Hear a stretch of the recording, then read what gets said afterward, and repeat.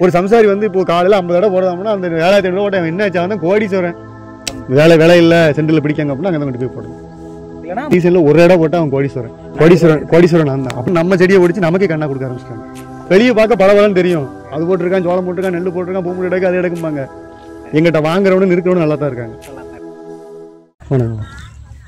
நம்ம ஊருங்கண்ணா ஊர் மணலூர். சரிண்ணா, இப்போ நம்ம மல்லியெல்லாம் பார்த்துக்கிட்டீங்கன்னா இப்போ இது என்ன ஸ்டேஜ், இது எப்படி நீங்கள் மெயின்டைன் பண்ணிதே? இது இப்போ பூன்னு எடுத்துக்கிட்டால் எப்போ எந்த சீசனில் வரும், எப்படி?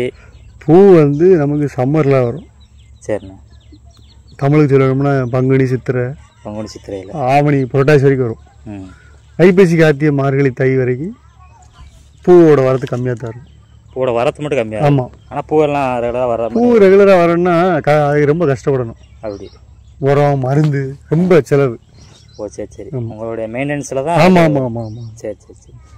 இப்போ இது ஒரு கன்று நீங்கள் நட்டீங்கன்னா அது குறிப்பிட்டது எத்தனை வருஷம்? முன்னாடி வந்து 20 வருஷம் 15 வருஷம் கிடக்கும்.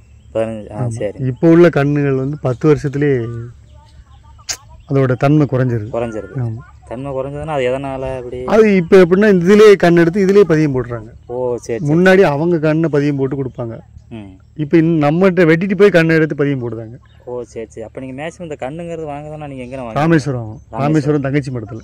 ஓ சரி சரி. அந்த ராமேஸ்வரத்துலேருந்து இது பண்ணாத. அப்போ ராமேஸ்வரத்துலேருந்து நீங்கள் கொண்டு வந்து இதை நடும்போது உங்களுக்கு கொஞ்சம் நல்லா பெனிஃபிட்னா? அது பெனிஃபிட் தானே, அவங்களுடைய கண்ணை போட்டு எங்களுக்கு பெனிஃபிட். இப்போ என்ன பண்ணுறாங்கன்னா நம்ம சம்சாரிட்டு இந்த கண்ணை பூரா ஒடிச்சு கொண்டு போய் அவங்க பதியம் போட்டு அந்த கண்ணை கொடுக்காங்க. உங்களிருந்து அந்த மண் உரம் அப்போ எப்படி எடுத்துக்கிற போது அந்த மண் உரத்தை உடைச்சி அங்கேருந்து நீங்கள் கொண்டு வர இங்கேருந்து கொண்டு போகிறோம். வித்தியாசம் இருக்கு, ரொம்ப வித்தியாசம் இருக்குல்ல. இது இப்போ 20 வருஷம், இந்த மூடில் மட்டும் 20 வருஷம் ஆச்சு. 20 வருஷம். ஆமாம். சரி ஓகே ஓகே. அப்போ நீங்கள் இதெல்லாம் இப்போ மெயின்டைன் பண்ணுறதுனா இது எப்படி மெயின்டைன் பண்ணுவீங்க? இது உரம் முதல்ல தண்ணி விடும்போது உரம் போடணும். சரிண்ணா. உரம் 2000 3000 ஆயிரும். சரி. அது எப்படின்னா உரம், அது எப்படி நீங்கள் மாதத்துக்கு இது பண்ணுறதா? ஒரு கன்னிக்கு ஒரு உரம். அப்படி ஒரு கன்னிக்கு 2 உரம் போடக்கூடிய ஸ்டேஜ் இருக்கு, ஒரு உரம் போடக்கூடிய ஸ்டேஜ் இருக்கு. இந்த கட்டிங் எடுத்துட்டோம்னா அந்த கவாத் பண்ணுறது தானே நீங்கள்? ஆமாம், கவாத்து. அது வந்து செடி ரொம்ப குளம் மோதிருச்சு, பூ எடுக்க முடியல, ஆள் போக முடியல, வர முடியலன்னா ஓ சரி சரி அதை வெட்டிக்கிட்டு போய் அந்த கவாத் பண்ணுறதுலேயும் ஒரு நல்ல பெனிஃபிட் இருக்கு. செடி புது செடி மாதிரி வரும், பருவடி புது செடி மாதிரி வரும். ஒரு புது இலை தழைஞ்சு புதுசாக வரும். சரி சரி. அப்போ அந்த கவாத் பண்ணுறதுங்க ஸ்டேஜ் அது எந்த டைமில் பண்ணுவீங்க? அது மேக்ஸிமம் சித்திரையில் பண்ணுவாங்க. சரி ஓகே. அந்த குளம் நம்ம தை மாதம் எல்லாம் அடிச்சு பிறகு குளம் மோதி போய் கிடக்குமா, அந்த சித்திரைங்கிற டைமிங்கில் வந்து உங்களுக்கு பூ வரது கொஞ்சம் கம்மியாக இருக்கும். அந்த மாதிரி டைமில் பூ அதிகம் இருக்கும். அதிகம் இருக்க டைமில் நீங்கள் அந்த கவாத்தும் பண்ணிவிடுவாங்க. சரி சரி சரி ஓகே. கவாத்து நம்ம விருப்பம் தான், சித்திரையில் பண்ணலாம், புரட்டாசியில் பண்ணலாம். சரி சரி. நம்ம தேவைக்கு ஏற்ப பண்ணுறதுக்கேற்ற ஒரு பெனிஃபிட். நம்மளுக்கு ஒரு மனசோட கொஞ்சம். இப்போ கவாத்து பண்ணணும்னா இப்போ எல்லா இடத்துலையும் நீங்கள் ஒரே மாதிரி கவாத்து பண்ண மாட்டீங்கல்ல? ஒவ்வொரு செக்ஷனா. அப்படின்னா எத்தனை செக்ஷனா போட்டு தான் கவாத்து பண்ணலாம்? நம்ம 1 ஏக்கர் போட்டிருக்கோம்ல. 1 ஏக்கர் போட்டிருக்கீங்க. 1 ஏக்கர் போட்டிருக்கும் போது இப்போ இது இந்த வாரம் வெட்டிருக்கோம்னு வச்சுக்கோங்களேன். இன்னைக்கு வெட்டி தான் வச்சுக்கோங்களேன். இன்னைக்கு என்ன வெள்ளிக்கிழமை, அடுத்த வெள்ளிக்கிழமை அங்கே, அடுத்த வாரம் வெள்ளிக்கிழமை அங்கே வெட்டணும். அப்படி ஒவ்வொரு வாரமாக வெட்டினா நமக்கு மாதம் 30 நாள் பூ வரும். ஆமாம்.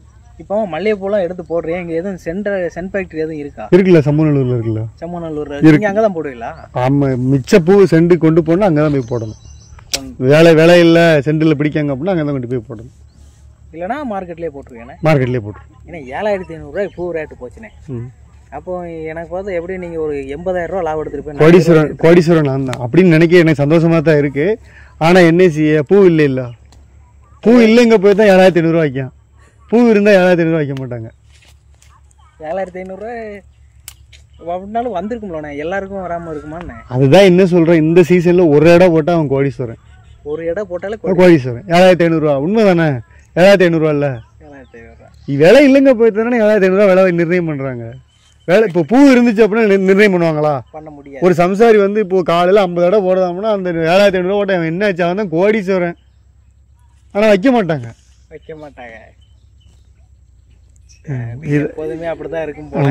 பூ இருந்தா வேலை இருக்காது, வேலை இருந்தா பூ இருக்காது. அது சரிதான். இது சும்மா கண்மூடி. ஆனால் செய்தியில எல்லாம் பார்க்கும்போது 7500 நீங்கள் பூ வச்சுக்கோம்னா கட்டிக்க பெரிய பணக்காரம்பாங்க. நானே அப்படிதான் நினைச்சேன். அதெல்லாம் கிடையாது, பூ கிடையாது. பூ இல்லைங்க போய் தான் அந்த வேலை வைக்காங்க.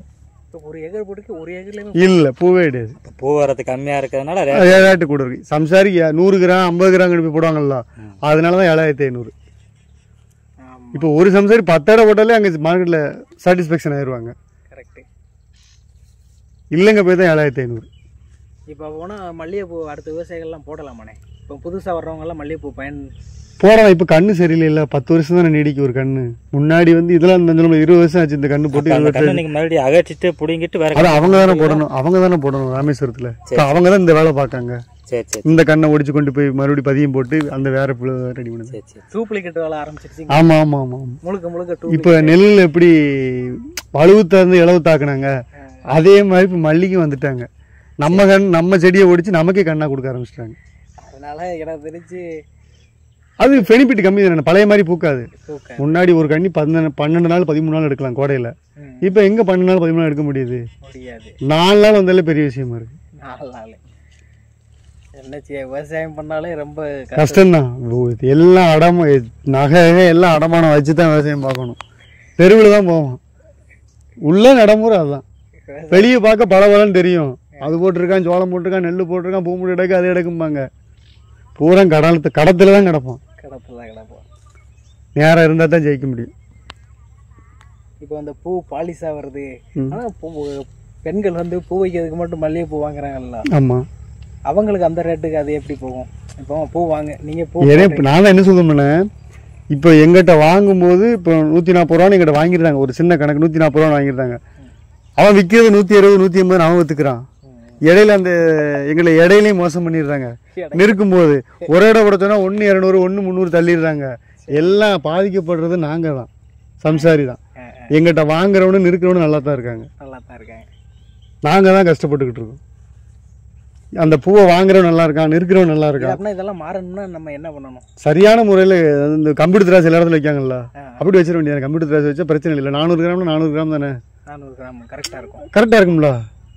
அதனால இப்ப அவன் கஸ்டமருக்கு அளந்து போடும்போது கம்ப்யூட்டர் திராட்சையில் அளந்து போடுதான், திராட்சையில் அளந்து போட மாட்டேங்கான். ஆனா நம்ம ஏதாவது சொல்லலாம், என்ன சொல்ல சொன்னாலும் கேட்க மாட்டாங்க. சிஸ்டம் அவங்க எல்லாம் ஒண்ணா இருக்கு. அவன் கஸ்டமருக்கு அளந்து விடும்போது 400 கிராம் கம்ப்யூட்டர் திராட்சை அளந்து போடுறான். அதை நம்ம பூவை அளக்க மாட்டான். அதே ஒரு வித்தியாசம் இருக்கு. ஆமா இருக்குல்ல. இப்ப நீங்க மார்க்கெட்டுக்கு போங்க, எல்லா இடத்துல கூட போட்டுருந்தாங்க. இப்ப கூட இப்படி அளந்துட்டு தான் போட்டுக்கிட்டு எல்லா கடையிலும் கம்ப்யூட்டர் திராட்சை உண்டு. கம்ப்யூட்டர் திராட்சை உண்டு. நான் இந்த திராட்சை உண்டு. அப்ப எல்லார்ட்டையும் கம்ப்யூட்டர் திராட்சை இருக்குது. ஆனா சம்சாரிகளுக்கு மட்டும் திராட்சையில போடுவாங்க. 4 பேர் நல்லா இருந்தா சரி. கண்டிப்பா சம்சாரி இல்லைன்னா இன்னொரு 10 வருஷத்துல மக்கள் மத்தியில் ஏதாவது எல்லாத்தையுமே கஷ்டப்படுவாங்க. ஏதோ சம்சாரி ஒரு